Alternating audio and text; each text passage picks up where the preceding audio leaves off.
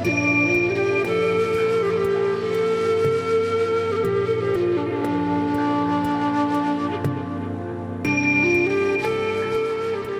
back to another episode of the Anxiety Slayer podcast. I'm Shan Vanderleek, here with my friend and co-host Ananga Sivyer. And today we're speaking about whether or not anxiety is contagious. Welcome to another episode, Ananga. Hey, Shan. Always good to share time with you and cover topics of interest to our listeners. Yeah, we've been asked before whether anxiety can be passed down in families, whether it can be hereditary, but this is a new topic. Can anxiety be contagious? And the answer is absolutely. Those of us who live with anxiety tend to be quite sensitive. We're sensitive souls. We're empathetic, and we're very much open to the experience and emotions of others. And when we're in balance, we're excellent listeners, caring friends, and we know how to practice self-care and not take on more than we can handle. But there is a challenge, isn't there? Yeah, the challenge for sensitive people is that we can become easily overwhelmed by our environment or by the moods and emotions of those around us. And the media, those who are empathetic, can soak up atmospheres and moods and the experiences of others like a sponge. And when we feel overwhelmed, our resilience is reduced and outside anxiety starts affecting us. It starts leaching in more and more. So in that sense, anxiety is very contagious.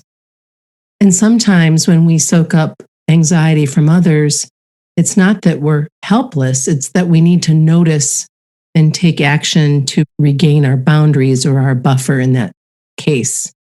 If you've ever been in a situation where you've walked in the room and the energy, you can just feel how heavy it is. You can feel the discomfort. And you might not even know what it is at first, but you can feel it.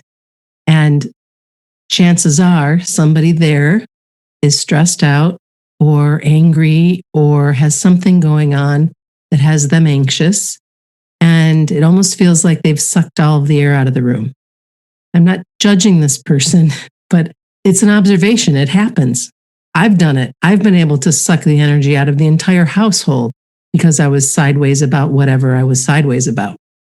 The reason why I bring that forward is by increasing our self-care and building our resilience, we can still show up in those rooms that feel a little bit heavy, still show up as a good listener and check in with what might be going on, support those we care about, and not be taken out by it and not get completely overwhelmed and anxious ourselves.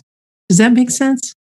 Very much so, yeah. It's all about self-care and resilience and how much of a buffer we have. When we're really anxious and we get to that point of overwhelm, I always think it feels like you're a bit of a raw nerve and the buffer's gone, the insulation's gone, the resilience has gone down. So things impact us a lot easier and a lot more quickly. But when we're actively in self-care, we're doing things to look after ourselves, help ourselves feel grounded, help ourselves feel supported, then we've just got that bit of resilience, that bit of buffer between us and what's coming externally. So we're a bit more waterproof. And these are simple practices like making sure you're hydrated, making sure that you're being mindful of your nutrition, allowing yourself to step away from drama that doesn't serve you, allowing yourself the spaciousness and the break from screen time and the media and everything that comes at you. And then also to be honest with those that you love. If somebody is in a space where they're feeling really jangly or spun out and you're not available for that, that's okay. You get to voice that, care for yourself, and then come back around and check in on them. You do not always have to be available to take on everybody else's stuff. That was a lesson that I learned far too late in life. And it was one of those things where, oh, yeah, it's really okay if I'm not in a place right now where I can go there and to speak it and to share it. And in a healthy relationship, the other person understands that. Yeah, I remember my spiritual mentor years ago told me everyone has their threshold. I was struggling with something at the time. I was quite young, maybe 19, 20 years old. And I had the opportunity to go and sit with him and ask him some questions. And I said I was struggling, but I also shared that I felt bad about it because I could see that he and others were taking on so much more. And I felt that my capacity was reduced, and I saw that as a flaw in myself. And he very kindly just looked at me and said, everyone has their threshold.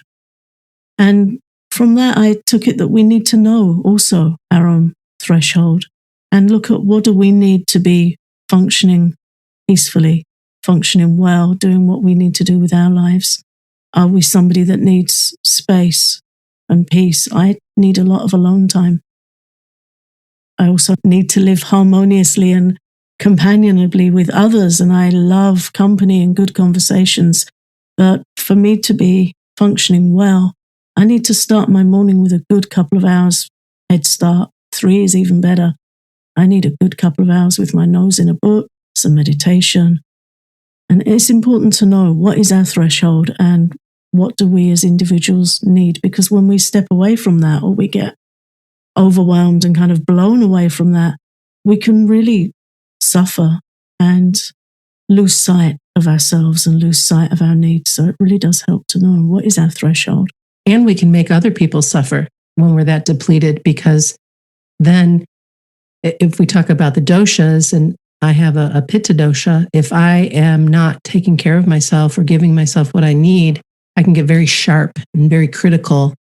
But if I'm caring for myself, I can be very straight with you without coming across in such a way that you feel like I just, cut you down at your knees. And that's also that part of Ayurveda. So now we're talking about India's ancient sites of life and the mind and body types. That's also that wonderful teaching of Ayurveda where we need to look at ourselves. And the Pitta mind is intelligent and organized and kind. In balance, it's kind and it's illuminated. But yeah, when it goes out of balance, it becomes snarky, sharp, impatient to ourselves and to others. Mm-hmm. And very quickly we can go out of balance. It's hard to stop that and rein it in. But if we know our needs and we know our threshold and we know our nature, we can catch it before it goes too far, before it goes too far out of balance. And yeah, it's a better experience for all concerned.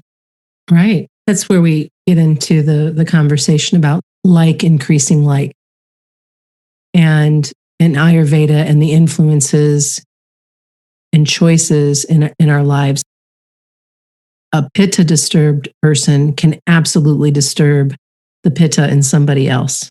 You see it in my household with 3 fiery pitta people. Mm-hmm. All fire signs, all pitta. You see it in vata disturbed people, that they'll disturb the vata of others. So in that conversation today about is anxiety contagious, if you are out of balance and you tend to be more vata, you're going to, and this isn't something that you do on purpose, just the sheer nature of you being in that anxious state can disturb and bring up anxiety in somebody else, especially if they aren't doing the things that we just talked about, if they aren't protected, if they don't have their own boundaries, if they're not straight with themselves and what they need. This is why it's so important to seek grounded, calm people, sit with them, model them. If you feel like you need more of that, seek those people out. They are in your life. And Ayurveda offers a wealth of information on our individual natures. We've talked about this episode after episode, but it would be good for you to dig in and learn a little bit more about the individual nature and how each of us are affected by our relationships and the environment. Yeah, it's really interesting when you start to learn about the mind and body types. and it can stop us turning in on ourselves, gives a lot of insight. For me, it increases self-compassion and understanding of others. You were talking, Shan, about how when you're in a household of fiery-minded people, one person's pitta can increase another person's pitta. But if you're in a mixed room where you've got some vatas in there and somebody's pitta comes up, they're going to affect somebody else's vata because they're going to make them nervous. Oh, totally. That sharpness comes up and vata gets nervous, it gets jittery. So there's all this interaction going on around us. I've observed over the years a family member who is very kapha is an earthy constitution, earth and water, very grounded. He has some pitta in there as well, but his wife is very, very vata, very high vata. And it's been interesting to me to observe over the years by that association, by that relationship, he has become more vata in his speech, humor, nature. It's so interesting to me to witness that. Well, and to see more of a balance between the doshas. The first time I ever took a test to find out what my dosha was back in like 2008, I think it was, when I was going through yoga teacher training. And I was even up, kapha pitta, even score, very little vata. I'm sure if I took it again today, I'd see more vata, less pitta, and probably the same amount of kapha. And at the time, that's when we were talking about the tridosha and how we all have these different natures, of course, that lean one way or another, but we have all of them. We each embody all three. Yeah, in varying degrees. And at birth, we will have one or two that tend to dominate. And then as we go through life, we pick up other traits from our environment, stress, trauma, anxiety, our diet, our association, our entertainment. So we change. We change away from our nature. And that's something that's the root model of health in Ayurveda, is to look at that and look at how we can come back to our original constitution. How can we balance our way back to the cards we were dealt, the type we were dealt at birth, and how can we learn to live that well? It's not that one type is better than the other. They all have their pros and they all have their challenges. And when we're talking about anxiety, it's really important to understand this vata nature, and rather than, again, turning on ourselves and giving ourselves a hard time about it, to understand, oh, there is this teaching on this nature and what you eat, what you do, how you live, to bring it back into balance and to help ourselves feel more peaceful, more steady, and more grounded. Ananga, what helps us protect ourselves from contagious anxiety? What would you recommend? I think the first thing is to take a step back, because what we tend to do with anxiety is absorb it all as us. It's all in there together and we think it's all us. So to take a step back and pause and look at how you're being affected. Ask yourself, where is this coming from? Check in and ask, is this my anxiety, or am I being affected by someone else? Think over recent conversations, recent exchanges, connections, things you've read or heard. Maybe we went to the grocery store and it was busier than we thought, and maybe we were a bit anxious, but we might just come home and think, oh, I feel so anxious. It's me. What's wrong with me? Have a look back. What environment have you been in? What conversations have you had? Have you spoken to somebody else that was really anxious and maybe it just rubbed off on you a bit? Maybe it was a bit contagious. Did they say something that triggered you? Have a look, step back. Yeah, because often what we think is ours is not ours at all. One of the wonderful things that I've learned through my work with Access Consciousness is to ask myself, who does this belong to? So if I'm coming back from something like a long car ride, is to find, is that mine? Does that even belong to me? Or how much was I absorbing while I was out in the world? We pick up more than we know. We are sponges often, and especially if you don't insulate yourself when you go out and about, and And what I mean by that is just like visually seeing yourself kind of protected and safe as you move out into the world. That's something that I do. I kind of zip up my energy because I do pick up so much energy from other people. And by asking, who does this belong to? And then return to sender, if it's not yours, you can tell pretty easily if it's yours or not once you start to ask yourself that. We've talked about this over the years, whose voice is that? And like you said, when you take a step back, you can zero in on something that was said or how something made you feel or what have you. And it becomes easier and easier to shake off as it's not yours. Yeah, and then we need to make a choice. How do we respond? If you find something that's affected you coming in from the outside, you can rest.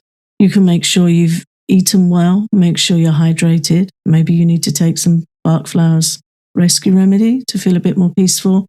Or do you need to follow a guided practice, guided meditation for release, or take a walk, do some mindful walking? Do you need to journal about it, or do some EFT tapping and clearing? We can clear it. Once we know what it is, we can clear it and put it down. There's another part of the Access Consciousness work that I've been doing that is a clearing statement. And I'll just do the short version here. For those who've listened to us for a while, you know that I've interviewed Dr. Dain Heer a couple of times. And one of the things that he taught me years ago was POC and POD. And so it sounds like these funny words, right? POC and POD, what is that? Well, when something comes up that causes you significant anxiety, you can POC and POD it. And what that means is from the point of creation to the point of destruction, you're getting rid of whatever that energy is that's coming in and making you feel anxious. And it takes practice again, and it seems kind of silly, but it's become a big part of my life and my family as well. Even if they aren't doing the studying and the work that I do with Access, they will still POC and POD stuff. They get judgmental, or if they say something extra snarky, or if something comes up that makes them feel really low, they'll POC and POD it. And then we just giggle. And I know that even though they might not be in the space that I'm in with understanding what that does, that it's going to help them. It's going to help. It's just another way of clearing, just like EFT tapping is another way of clearing, or getting your words on the page is another way of clearing, getting out in nature and allowing for all of that beauty to come in is another way of taking such good care of yourself so that you won't be affected by all of this external energy that most of the time is not even yours. Yeah, whatever process works for us, there are many ways to clear and release and spend a little time regaining a sense of calm and groundedness, whatever we're drawn to, whatever feels natural to us. The process doesn't matter as much as that we have something we can use, something we can do to support ourselves, and just learn to pause and put those things down, shake those influences off. And even shaking the body also sounds strange, but in Qigong practice, there are body movements for shaking off trauma, shaking out anxiety, and I find those really helpful. There's a great visualization that goes with that.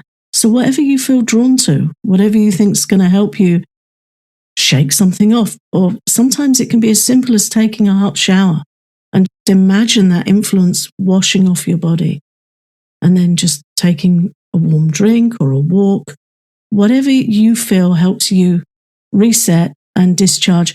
Otherwise, this stuff sticks to us and it accumulates, and it's going to increase our anxiety, and it can hold our anxiety at an elevated state. So it's really helpful to learn how to take the time to practice some care and discharge. And be sure to check your influences and the company you keep. Pay attention to how you feel after you spend time with people in your life, both in person and social media, because the unfortunate truth is there are a lot of energy vampires out in the world who will suck your energy dry. They will suck the life out of you if they can. It's not that it's a knowing thing. It's not that they know that they're doing that necessarily, but it's the truth. Or the people who stir the pot just to get a reaction out of you. when really you just want to be left alone, or you just want to be sweet with them or with yourself or whomever. So if you're keeping company with folks who leave you feeling depleted, who you wonder, wow, why did I just spend an hour of my time in their company? Or why am I continuing to go back to this particular group or Facebook page or whatever? Start to check yourself, check what you're choosing. And you will feel so much better when you let some of these folks go, when you let some of these influences fall away. Yeah, and specifically checking on your anxiety. How is my anxiety level? Where's it at after time with this person or time with this person on social media or a social media platform? Because it's all association, it's all connection of a sort. So just check in. Well, I'm so glad that we came together again for another episode. Thank you so much for listening to Anxiety Slayer. We'll see you next week.